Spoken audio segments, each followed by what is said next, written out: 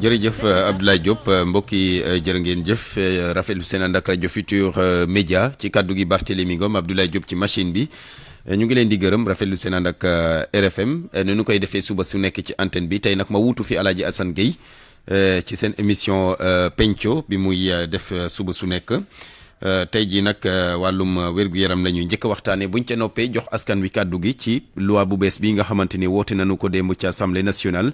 loi boobu dafay may njiitu réew mi Alaaji Macky Sall muy mun di décréter état d'urgence wala boog sax état de siège te ju jaaree ca assemblée nationale loi bi jur coow ndax ñi nga xamante ni ñoom ñooy sàmm àq ak yelleefu doomu aadama yi neñu loolee xel mënu ko nangu naka noonu it député yi faree ci kujje politique bi ñi nekk ci nguur gi moom nee nañu daal ndam lañ ca amee ndax dana mën a tax njiitu réew mi di def liggéeyam nu mu waree rawatina lu ñeel état d'urgence ak état de siège loi boobule ci ñaareelu pàcc bi lañ ciy waxtaanee. waaye nag ñu dooree waxtaan bi ak lu ñeel wàllum wér-gu-yaram ànd ak docteur Cheikh Mouhamadou Mbacké Lo docteur nu ngi lay nuyu. maa ngi leen di fay Barthélémy Ngom. yow ngay agrégé spécialiste santé publique di it professeur titulaire professeur coow li bari na lool fan yi rawatina lu ñeel vaccin yi jëm ci mbas mi am nañu koy tàmbalee ngaañ OMS démb organisation mondiale de la santé nee na sax vaccin yooyu du tax épidémie bi jóge fi. loolu ci njàngat noo ko mën a gisee. waaw Barthélémy nga may ma balaa may dugg ci waxtaan bi. ma gërëm leen. gërëm la yow moom mu gërëm waa groupe FM yëpp. ci liggéey bu mag bi nga xam ne yaa ngi koy def parce que depuis bi ngeen ci jàppee depuis le début ba léegi. wax dëgg yàlla mosu leen bàyyi yaa ngeen ci ñu ngi leen di gërëm di leen sant. jërëjëf seen bopp ngeen ko defal c'est vrai. mais aussi da ngeen koy defal Sénégalais yi. jërëjëf ma bëgg a wax ne rek balaa may ñëw surtout ci vaccin yi. wax ak Sénégalais yi. waaw yaakaar naa ne tey fi ñu toll ñëpp gis nañ li xew. ñëpp gis nañ ne tey hôpitaux yi parce que ba ñu daan vague bu njëkk ba dañ daan dégg ay 2 morts 3 morts. tey ñu ngi dégg ba 8 morts ci journée bi. ça veut dire que situation bi compliqué na. ça veut dire que nombre de cas yi augmenté wu na parce que su nombre de cas yi nga xam ne cas grave lañ leen tuddee augmenté wul woon kon tey du ñu am décès yi ñuy am parce que lii indi décès yi mooy tension bi nga xam ne day am hôpital. nit ñi bari fa di xaar te kat dinaa yëgal benn affaire man mii di wax tey. maari day taali su ma daloon su ma demee damay xaar parce que du ñu dindi kenn di dugal kenn. kon nag loolu wane na ne feebar bi fi mu toll personne n'est à l'abri. ñëpp ñu ngi exposé wu. loolu war na tax ñun ñu jël suñu matuwaay parce que même vaccin bi ñuy wax mais ñun li ñu war a gën a soxal tey mooy ñun pays boo xam ne dafa ndóol pays boo xam ne économie bi dafa dëgëragul. mais ñun lii suñu yoon mooy ñu fexe ba nga xam ne dañuy sàmmonteeg mesures barrières yi. ba nga xam ne feebar bi du ñu jege suñuy mbokk ñu mën a protéger suñu mag ñi protéger suñu papa yi protéger ñi nga xam ne yëpp war nañ leen ko aar parce que bu boobaa da nga aar sa bopp. da nga aar ñi nga xam ne jaroon nga moom. kon loolu mooy li nga xam ne la ñu njëkk a war a wax maintenant nag soo ñëwee ci li nga xam ne mooy vaccin bi xam nga vaccin amul kenn ku la ne mus nañ vacciner te du am ay problème parce que bu ñuy vacciner toujours nit ñi dañuy def ay gëstu bu ñu gëstoo ba teg vaccin toujours lii tax ñuy def ay essais cliniques parce que balaa ñu koy génn dafay jaar effectivement fu nekk xëy na ci urgence la moo tax ñu utiliser parce que jamono aussi day dox. moo tax ñu utiliser technologie bu bees mais man li ma bëgg a wax mooy. gis nga débat wu vaccin fépp la am normal na ci réew yëpp la am. ñi nga xam ne dañuy ŋàññ ak ñi nga xam ne dañu ànd ci vaccin wante li am solo ba am solo mooy ñun am nañ chance fi mu ne nii nit ñaa ngi vacciné wu ñu ngi xippi suñu bët di xool ñi nga xam ne ñu ngi vacciné wu mais nañu dem ba ci kanam moo tax may revenir encore ci wax sàmm bi ñu war a sàmmanteeg ñun ak mesure barrières yi rek. parce que am na foo xam ne bu ñu fa tolloo xëy na sax vaccin bi ñun ni ko nit ñi soxlaawee ñun duñ ko soxlaawee noonu. ci kaw waaye ci kaw ñu respecter les gestes barrières. moom laay ñëw moo tax ma ne ci loolu tey ñi nga xam ne ñoo nekk professionnel de santé li ñu waroon def yëpp def nañ ko. te ñu ngi continuer di xeex ba léegi te tey ñu ngi leen di gën a créer problème parce que ñu ngi leen di gën a indil ay malades yi di xaar loolu daf leen di gën a créer problème te tey liggéey bi c'est au niveau communautaire lépp loo munti wax fi mu ne nii épidémie moom day toll foo xam ne dootul affaire sax professionnel de santé yi rek parce que professionnel de santé yi ca fin wu ligne ba la ñuy nekk. les début bi fi mu ne nii mooy naka la ñuy def ba nit ñi duñu jël malade duñu jël feebar bi ba di dem hôpital.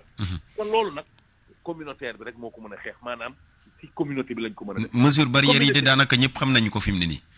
jeex na communauté bi mooy ñun ñëpp amul kenn ku ci def war nañ mën a waxtaan ak ñi ñu jege parce que nit ñi tamit bokkuñu am na ñoo xam ne gaaw nañu comprendre. am na ñoo xam ne gaawuñu comprendre ñi gaawul comprendre nañu insister lu ñu gën a mën a expliquer di leen ko expliquer di leen wax feebar bi ni muy def di leen won ay image ñu koy gis presse bi aussi ñu fexe ba nga xam ne aussi ñi nga xam ne ñi ngi dem ci presse bi wax dëgg yàlla di wax dañu toll moment boo xam ne dañuy ñaan nit ñi c'est vrai débat war na am. c'est vrai dañu war a confronter suñu waxtaan yi ku ci nekk di wax li nga xalaat mais dafay toll koo xam ne nañu fexe ba sauver di wax ci mesure barrière yi ba nga xam ne loolu taxaw na ba tax ñu door a dugg ci waxtaanu ay vaccin ñii di wax gëm ma ko ñii di wax gëm ma ko ñii di wax li ko def def man daal vraiment loolu laay woo Sénégalais maintenant nag vaccin bi moom ala kulli haali dama bëgg encore une fois Sénégalais yi nañu def confiance seen système sanitaire quand même nañu def confiance ñi nga xam ne ñooy les professionnels. macha allah de Sénégal am na ay kàngam ci wàllum wér-gu-yaram. walaay ñëw. man boo demee tey France am na ay services yu bari boo fa demee Sénégalais nga fay fekk mooy jiite service ba.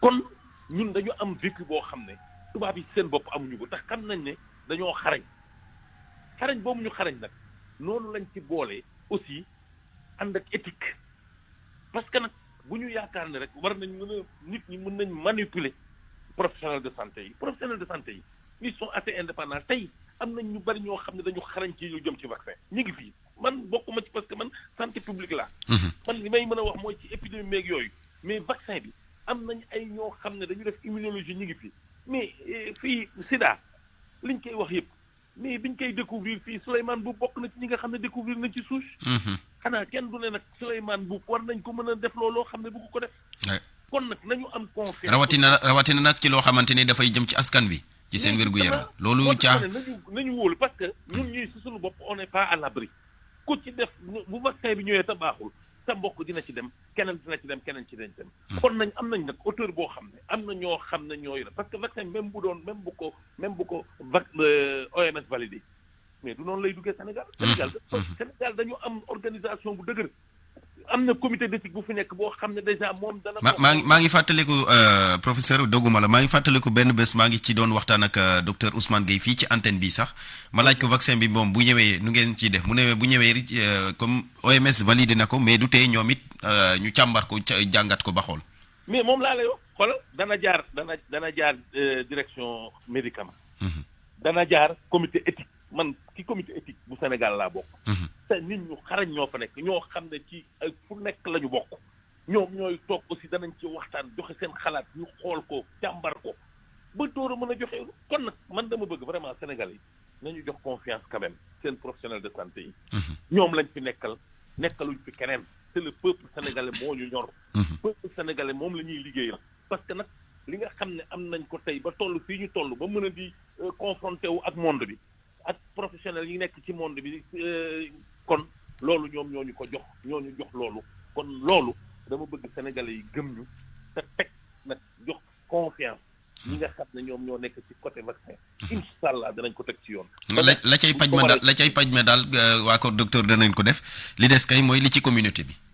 li ci voilà communauté bi rek moo ci def. ñu jox confiance waa kër docteur. jàppale leen. et comme li ma wax aussi ma revenir ci encore une fois mais vraiment ñiy dem ci télé yi di yàq ak di wax lu demeewul noonu dama bëgg ñu def break nañu wax d'abord ci les gestes barrières nañu wax naka la ñuy def prévention balaa ñuy dugg ci beneen bi bu ñëwee rek ñu mën nañ ci ubbeeku ñëpp waxtaan ci parce que aussi démocratie la. ñëpp war nañ mën a wax seen xalaat. mais dafay toll moment yoo xam ne loolu yëpp dañ koy teg de côté. waaw te concentré wu ci lii nga xam ne. te mooy tëndeku di tenir ay discours yoo xam ne mën na andi confusion.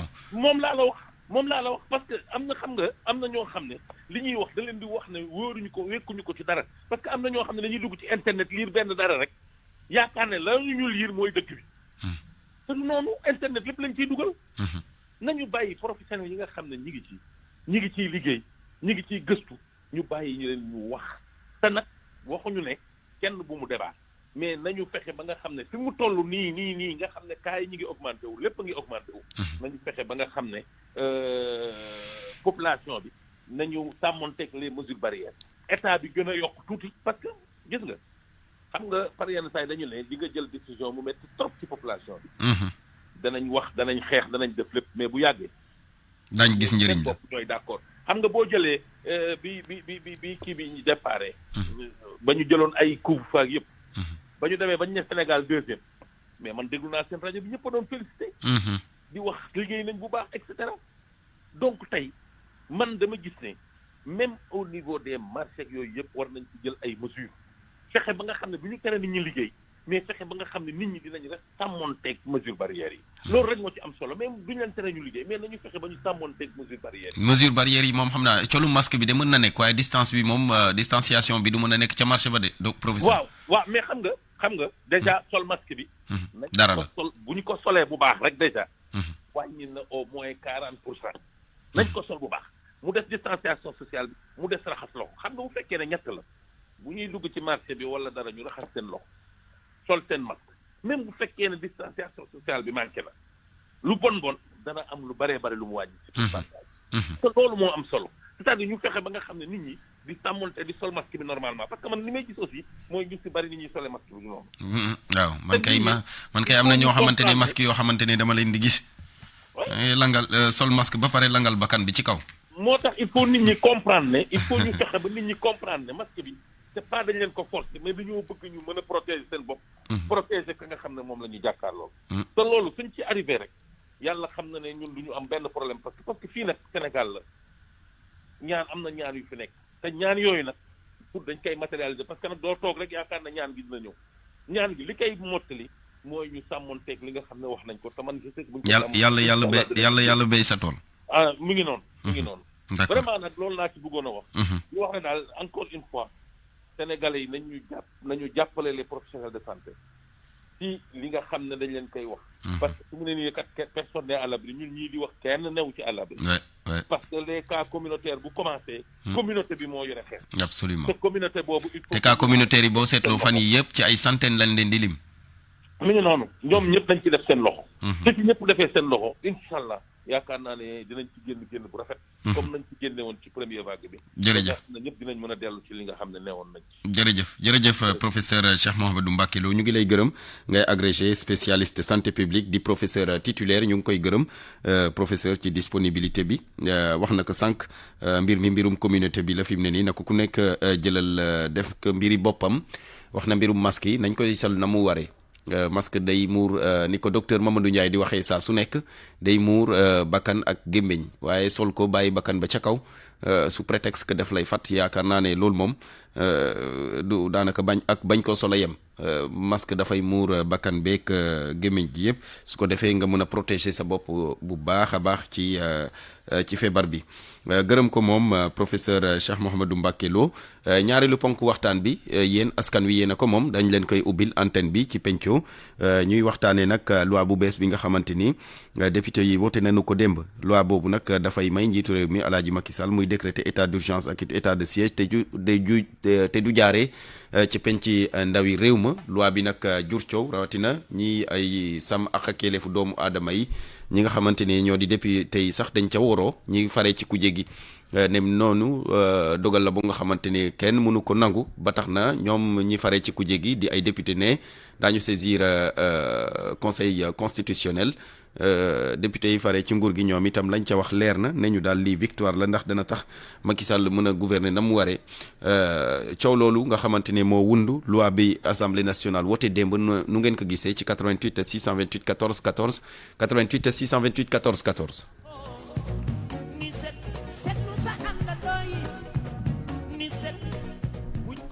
allo salaamaaleykum. waaleykum salaam. aha kooku. man la Awa Ndiaye. awa waaw nu ngeen def. ñu ngi fi.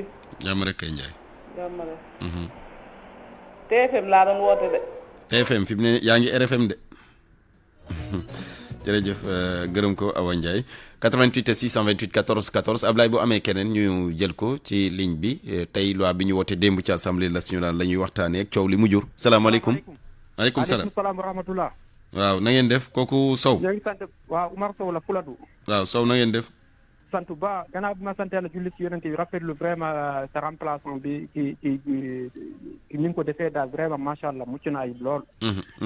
man affaire loi bi wax dëgg yàlla man du ma juriste du ma constitutionnaliste mais wax dëgg yàlla man damay rafetlu député yi lu ñu voté démb ci loi bi.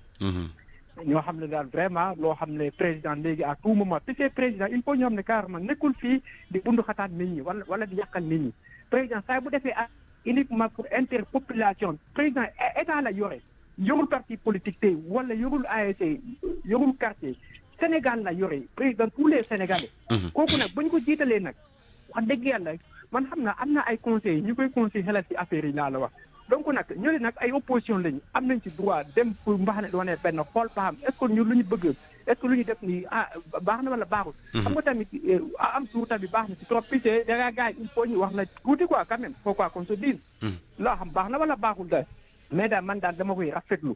di ñaanal vraiment président de tous les Sénégalais ñu ngi ginnaawam ci guddeeg bëccëg lépp lu mu bëgg ci pour doxali Sénégal dem kanam yéen ñu ngi ko ñaan yàlla yàlla vraiment defal ko loolu. vraiment di ziare le professeur Moussa Baldé président. jërëjëf Oumar Sow doon woote ci Fuladu 88 628 14 14 salaamaaleykum. Barthélémy na nga def. ñu ngi sant yàlla. Ousmane Deme la présenté Gabon. waaw Ousmane Deme na ngeen def. ñu ngi si alhamdulilah. naka waa Gabon. ñu ngi si jàmm alhamdulilah. jërëjëf Deme. ma ne Barthélémy. Sénégal lu tax rek lu lépp lu ñu yëkkati pour njëriñ askan bi ñu jóg xëpp ci suuf xam nga lii lu tax ñu jël ko. ñëpp xam nañ ko mbirum mbas mi la. lu tax ñu koy yóbbu si mbirum élection troisième mandat yu demee noonu di fi andi débat yu kenn xamul si mbirum mbas mi loolu moo tax ñu jël lu ñu jël. est-ce que avant mbas mi est-ce que jël nañ ko. kenn jëlu ko lu tax ñuy jël affaire bi ku nekk di si commentaire. waaw mais xëy na xam nga li tey seen xel xam nga jël nañu ko ci contexte bi mën nañ dem ba ci contexte élection bi également njiit réew mi jëfandikoo loi bi boobaa duñ ci mën dara. ñu dindi ko. gis nga fii dindi ko nag du yomb. Sénégal Barthélémy naa la wax leen gis nga Sénégal. Sénégal fu mu nekk dafa ñor Sénégal kenn mënu leen nax Sénégal instant bi Sénégal lu mu mel Sénégal rek moo mel noonu si monde bi tey ma wax la ko tey Sénégal mënoo fi def lenn loo xam ne dina jàll ci kaw askan mënul nekk Barthélémy ñun daal suñu xel yëpp nañ ko bàyyi si mbirum mbas mi ñu fexe ñu dindi ko Sénégal sonn nañu. d'accord mbas bu fay nekk kenn du dem même élection nooy demee élection ak mbas nu mu mel. il faut ñu yërëm nit ñi kan moo koy fekkee ñi yuuxu dem di nga xam ne dañ ko fekkee ana ñu fa nekkoon di yuuxu ana ñu léegi dem nañu il faut ñu gëm yàlla tuuti ñu respecté mesures barrières yi loolu rek mooy yoon. ba mu jeex bu jeexee ñu tegaat beneen débat. d'accord loolu day ñëw. asalaamaaleykum. jërëjëf Deme Ousmane doon woote ca Gabon 88 628 14 14 tey loi bi nga xamante ni moom la ñu woote démb ci assemblée nationale la ñuy waxtaanee salaamaaleykum. maaleykum salaam. kooku. Alaaji Barthélémy. waaw. kii de Aliou Diop la Touba Boustane. Serigne Diop na ngeen def.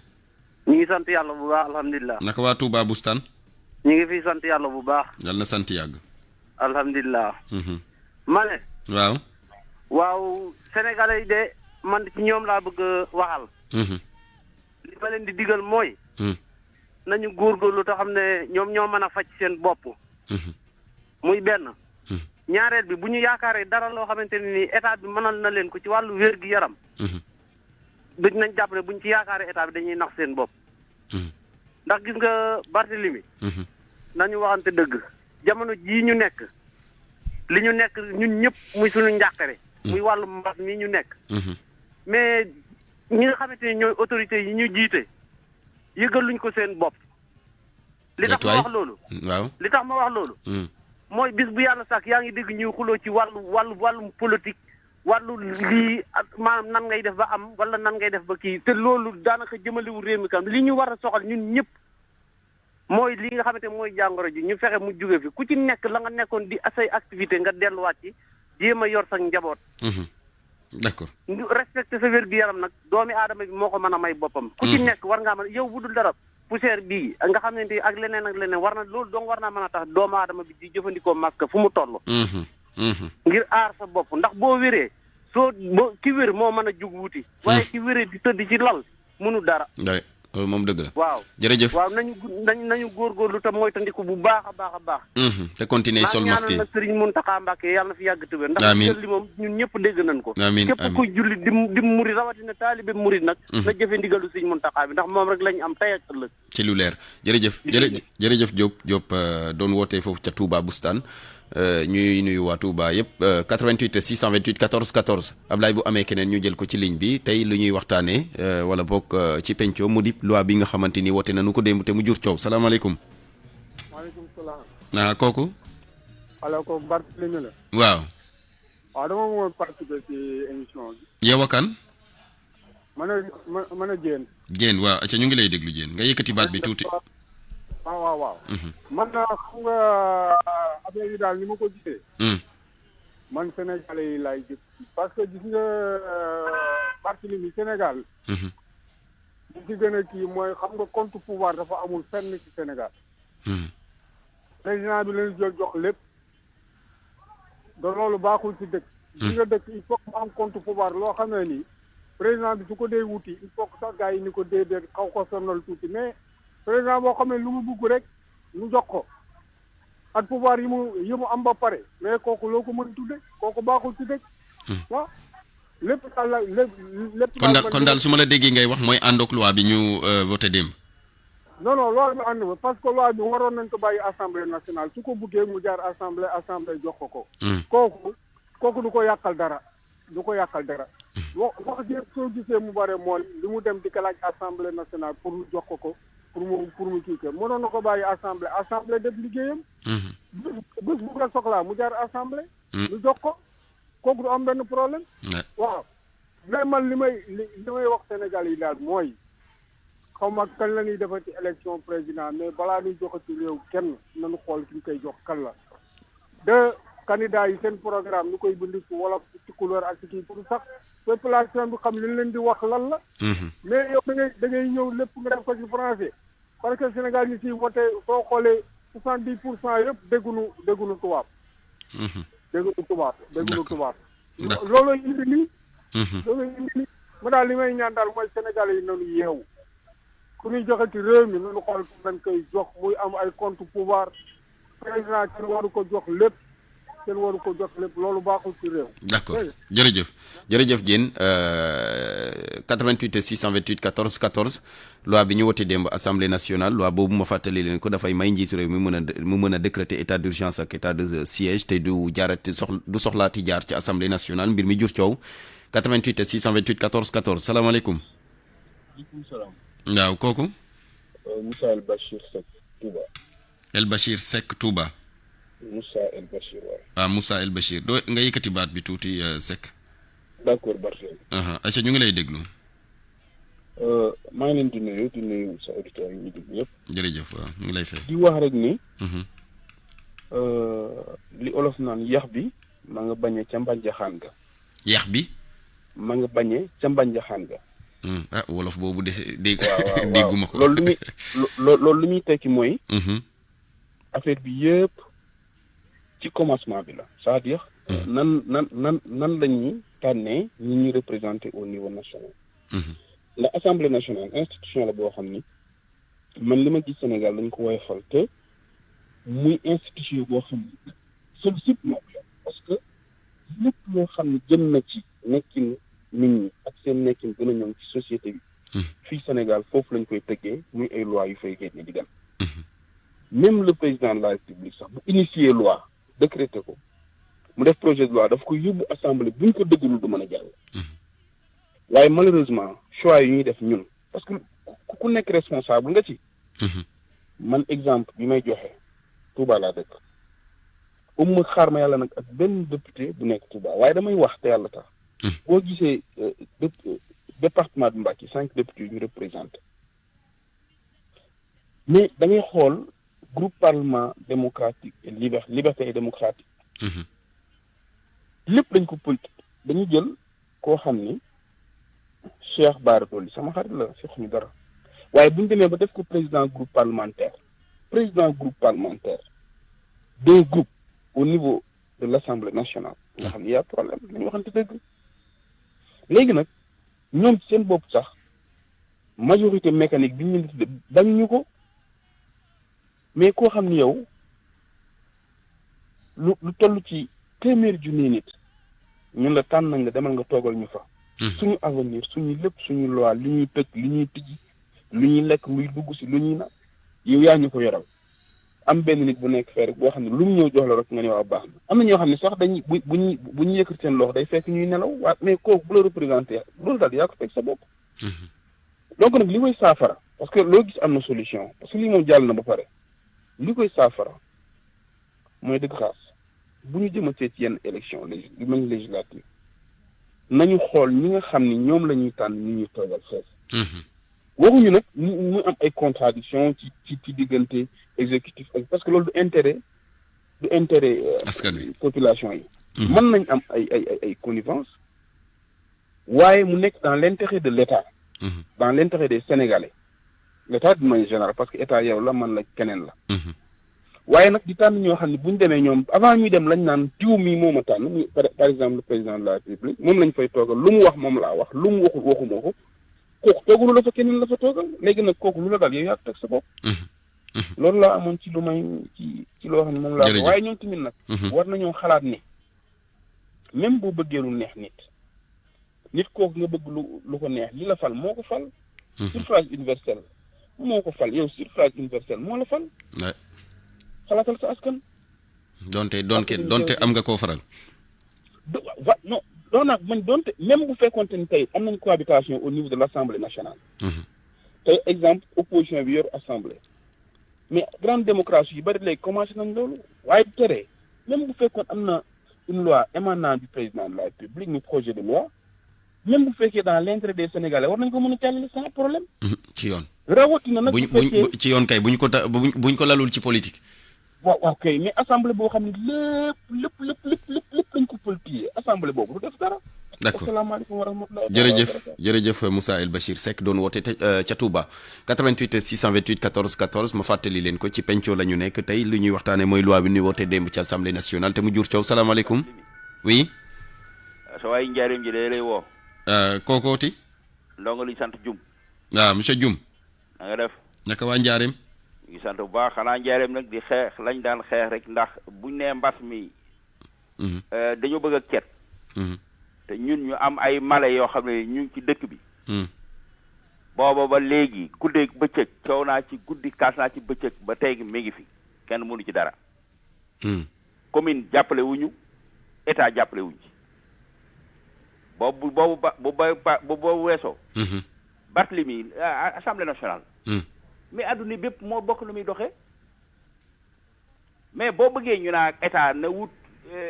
ñi koy jàppale mu am pencum raw réew mu am ca majorité. mais dégg ngeen benn état bu ci àdduna bi muy Amérique ak France ak fépp mais ku gagné ku moom assemblée nationale mën a doxal ku ko moomul ñu xeex la loolu mooy politique. dégg nga waa sëñ Bébou Mbacké nee na waa PDS bi ma leen laajee dañ ne amuñu accord kilifa ga.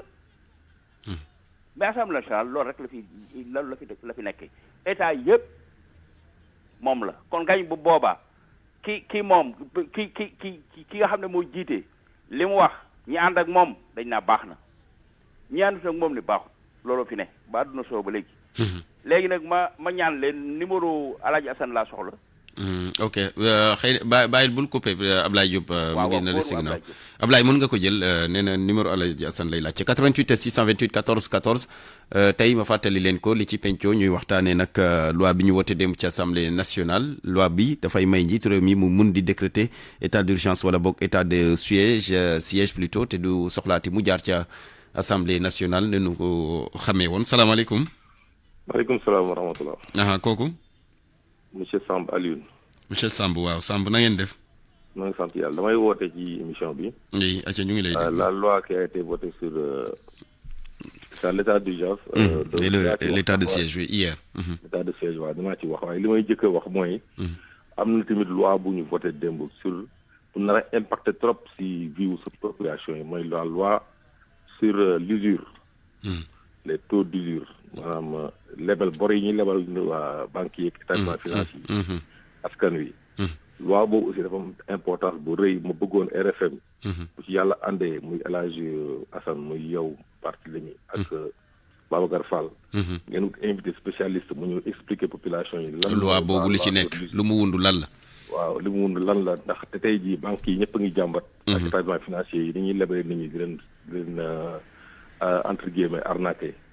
mais mu leeroon ci bopp nii dina baax lool. d'accord parce que au-delà de la politique l'impact sur la population est importante par rapport à cette loi là. d'accord du ñàkk danañ ko waxtaanee danañ ko waxtaanee ndegam askan wi ñu fi tax a jóg su ma génnee léegi dinaa ko soumettre rédaction bi. waaw la loi sur l'état de siège ak état d'urgence. état d'urgence moom macha allah voté nañ ko pare nañ ko jéem a xool nañ ko appliqué dans les meilleures conditions. jërëjëf Alioune Samb 88 628 14 14 Ablaye bu amee keneen ñu jël ko ci ligne bi 88 628 14 14 su ko defee ñu jox ko kàddu ci li ñuy waxtaanee tey mu di loi bi nga xamante ni woote nañu ko démb Ablaye. salaamaaleykum. allo maaleykum salaam. kooku. rajo sëñ bi ñu ngi jaar. ñu ngi delloo siyaar yow la kan. Jibi Sey. Jibi waaw nu ngeen def. ñu ngi sant bu baax. Sey waaw jërëjëf. alhamdulilah. réew daal boo ko jiitee. population bi da nga war a fexe ba ñu am ci yow confiance. soo waxee ñu déglu la yaa ngi dégg. soo jëfee ñu apprécier yow.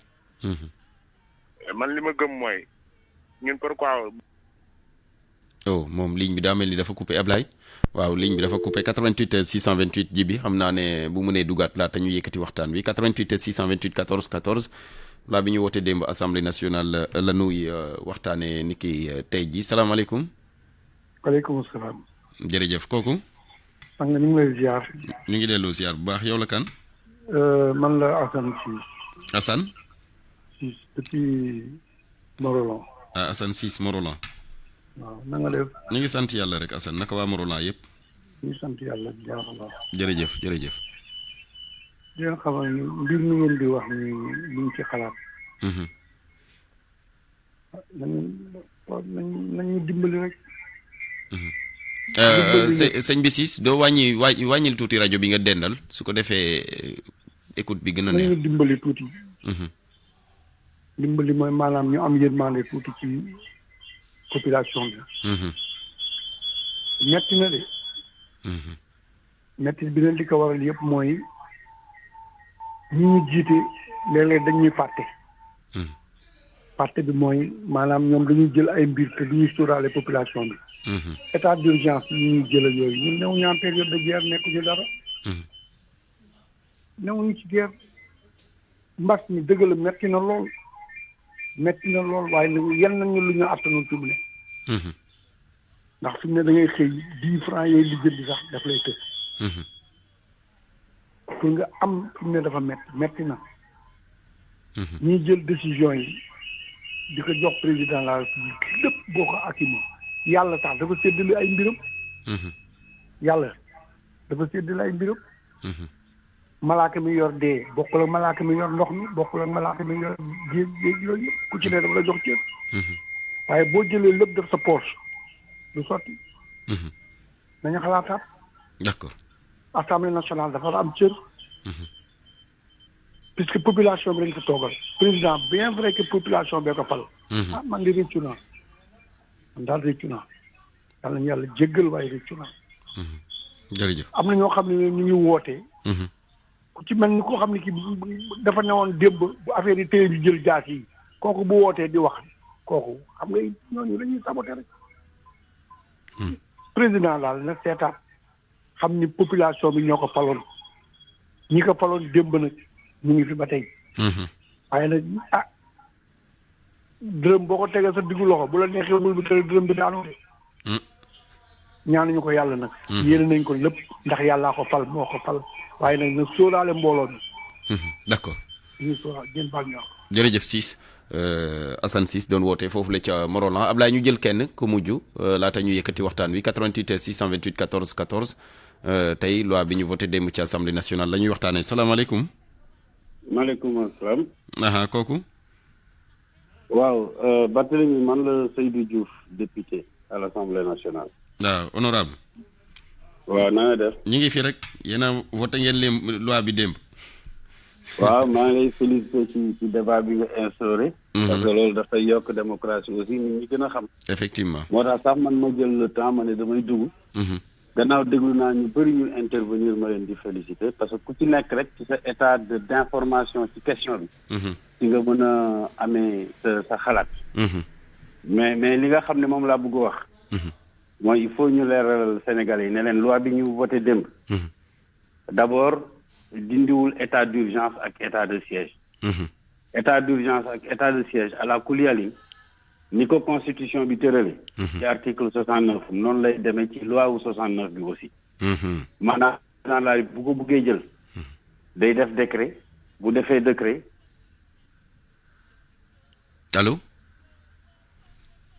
allo honorable yokk waaw ligne bi mooy dagg waaw ma ne xam nga état d'urgence ak état de siège. mu ngi fi ba tey. loi mu ngi fi ba tey. c'est-à-dire que président de la République bu ko bëggee décréter.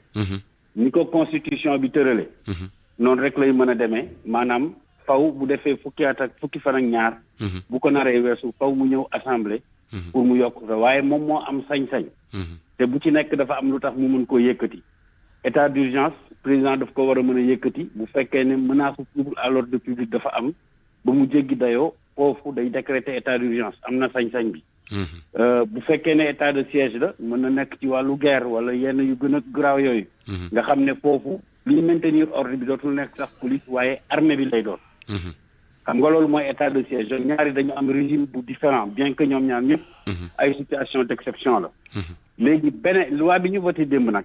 dafa ñëw xam nga loi wu 69 bañ koy voté bul fàtte ne 68 daf ki amoon mai 68. waaw amoon fi perturbation yu métti. effectivement loolu moo indi woon loi bi ñu voté ko en 69. en 69. donc loi buy ñëw rek dafa am contexte bu tax mu ñëw. loi bi ñëw nag contexte bi ñëw mooy gis nañ ne tey changement climatique ñu nangu ko mu dafa am. gis nga ni muy amee ci yeneen réew te soriwul suñu réew. gis nga li xew bërki démb Gajaga nga xam ne puits de gaz explosé na fa. ci wàllu mbas mi gis nga ci wàllu wér-gu-yaram li xew maanaam tey nekk nañ ci àdduna boo xam ne dafa ëlbatiku. ba tax na am na situation yoo xam ne bu posé woo ñu ne dañuy créer beneen troisième régime juridique pour les cas d'exception. maanaam am nañ état d'urgence am nañ état de siège. ba loolu léegi mu ngi fi. ñu ne waaye kaw catastrophe naturelle. nga xam ne ñëpp dañ ciy teg seen bët loo xam ne da nga koy lam-laamee xam nga li xew Gajaga moom da nga ko teg sa bët. du ñu lam-laamee inondation bu fekkee ne dafa jéggi dayoo ba nar a ëlëm ay dëkk ñu war a toxal ay nit xam nga loolu aussi. maanaam daal mooy précision yi nga xamante ni ñoo accompagner. ñoo ko dafay permettre président de la République. yenn mesures yi nga xam ne ay. oh là là ligne bi. ndigal ministre de l'Intérieur kooku waxtaan ak avec les gouverneurs les préfets. parce que mbir mi mën na bañ a laal réew mi yëpp. mais honorable mais honorable dafa am ñuy njortu ne moom njiitu réew mi mën na jëfandikoo loi bi pour des raisons politiques daal di ko utiliser. waaw mais xam nga Barthélémy catastrophe naturelle ak situation sanitaire pandémique xam nga loolu. wax fa dëgg yàlla boo ci buggee gis leneen nag daa fekk rek nga bugg ko gis waaye looy constaté la looy teg sa bët la. waaw effectivement mais wàllu politique également mën na am climat bi toll noo xam ne peut-être njiitu réew mi day génn rek ne génne naa décret. non bu fekkee ne affaire u maintien de l'ordre la. restauration de l'ordre bu boobaa le président la day obligé mu dem viser ji le état d'urgence. te bu boobaa état d'urgence constitution mooy tëgg procédure bi. donc lii nii affaire catastrophe naturelle. ak situation sanitaire endémique ou pandémique. loolu moom moo tax ñu ne président de la République dañ koy jox jumtukaay yi pour que moom ci boppam sax du ko doxal dafay déléguer ministre de l'Intérieur wala beneen ministre ñooñu aussi mën a déléguer les gouverneurs et les préfets. boo demee réew mel ni Tugal. tey ñu ngi wax ay couvre-feu mais boo demee Tugal tey couvre-feu kan moo koy décréter les préfets de région ñoom ñooy décréter en fonction seen territoire. xam nga tey ñu ngi naan couvre-feu 21h am na territoire yoo xam ne 18h la ñan ñoo koy dogal ce sont les préfets de région et les maires ñoom ñoo ciy liggéey. donc il faut pas qu'on voit la politique ci fu mu nekk loi bi ñu voté démb. loi la boo xam ni situation exceptionnelle yu mel noonu jëm ci catastrophe naturelle loo mën a teg sa bët. mooy tax moo tax ñu jël pouvoir bi gën ko oyofal pourquoi ñu ne dañ ko gën a oyofal parce que situation la yoo xam ne xam nga état d'urgence fukki fan ak ñaar le président de la république am. fa mu ñëwaat assemblée pour ñu yaatal ko. mais boo jëlee pandémie. mais loi bi ngeen voté démb. état d'urgence bi premier bu ko décrété bu njëkk fukki fan ak ñaar la ko may deuxième bi bu ko bëggee dolli day ñëw assemblée wala day génnewaat décret rek yokk. ban ci la loolu. état d'urgence bi xam nga bu ko njiitu réew mi génnee décret daal di ko décrété. oui décrété ko sur 12 jours. oui bu 12 jours yi jeexee. bu ko bëggee yokkaat dafay génnewaat beneen décret wala day ñëwaat assemblée. non assemblée rek moo am sañ-sañ yokk bu dee état d'urgence. ok bu dee état d'urgence nga xam ne état d'urgence ni ñu ko tëggee par rapport au maintien de l'ordre. d'ailleurs foofu la ñu gënoon war a mën a am sax ay njort politique parce que état d'urgence rétablissement de l'ordre républicain et cetera yooyu mën nañ jàpp sax ni c'est en lien un peu avec des manifestations d'envergure yu violentes et cetera. mais li ñu wax nii ñun. démb li ñu voté affaire catastrophe naturelle. ak situation de santé lu nit mën a teg bëtam. amul fenn fu nit mën a jaar ba utiliser dispositif bu bees bi pour régler des problèmes politiques ay problèmes électoraux loolu amul. c'est que nit ñi aussi ku nekk da ngay gis li nga bëgg gis wala nga dégg li nga bëgg dégg mais ñu ci bëri ñu ngi wax y compris les constitutionnalistes. du moins certains juristes leer na ma ne bu ñu liiree loi bi aussi amuñu ci compréhension bi ci war. d'accord parce que xam nga loi bi. li mu njëkk a def mooy article bu njëkk bi dafa ne loi wu 69. dañ ko jagleeloon état d'urgence ak état de siège. loi bi ñu def ñu ne loi bi léegi dañ ko jagleel état d'urgence état de siège ak gestion des catastrophes naturelles et sanitaires. maanaam loi bi da ngeen ko wekk ci ay catastrophes naturelles ci lu leer loo xamante ne nit mun na et sanitaire waaw nit mun na ci teg bëtam. voilà te bu boobaa ñu permettre gouvernement mu am jumtukaay. jumtukaay yi président mun na demander ministre mu exercer ko waaye mën nañ ko subdéléguer. gouverneur wala préfet pour que ñooñu ci seen territoire. jumtukaay yi ñu war a jël ñu jël ko am diiru 1 mois yoo xam ne may nañ leen ñu jël ko. bu mois bi jeexee mën nañ ko renouveler parce que question yi ñuy traité kenn xamul ci ban diir lañ ko mën a traité. maintenant bu ñu toogee ñaari weer. bu fekkee ne mbir mi sottiwul bu boobaa dañuy ñëwaat assemblée maintenant li nga xam ne moo am solo aussi. mooy assemblée mesure yi nga xam ne moom la ñuy jël ci cadre texte bi. à tout moment. assemblée mën na ko contrôler.